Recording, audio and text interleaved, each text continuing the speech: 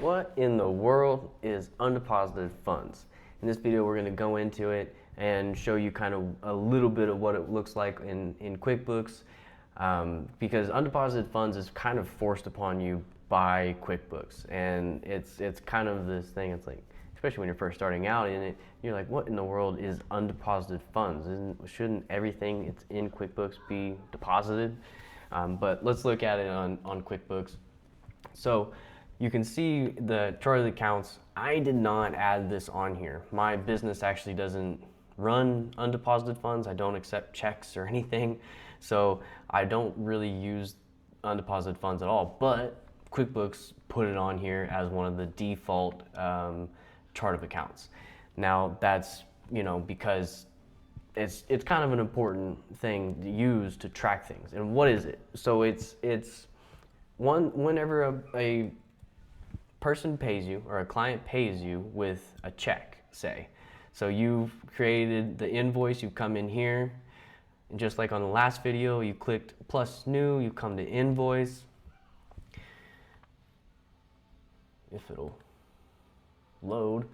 But you've created an invoice and you've sent it to, say, Jim. You've put the customer here as Jim, you've given them 30 days to pay, and now it's in the future and it's September 7th and you've gotten paid.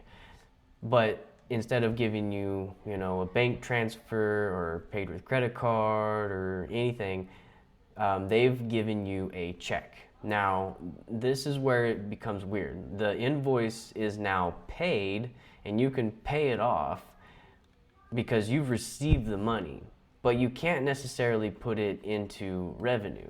So once you've paid it, you've come in here, or once you've received the check, you go plus new, and you'll come down here to receive payment.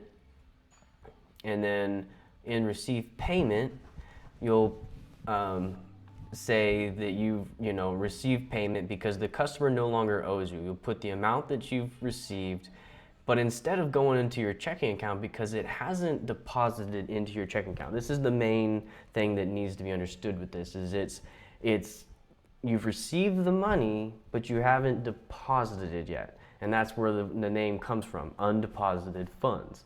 You haven't deposited it. You've received the payment, so Jim no longer owes you money. But you also haven't put money into your bank account yet.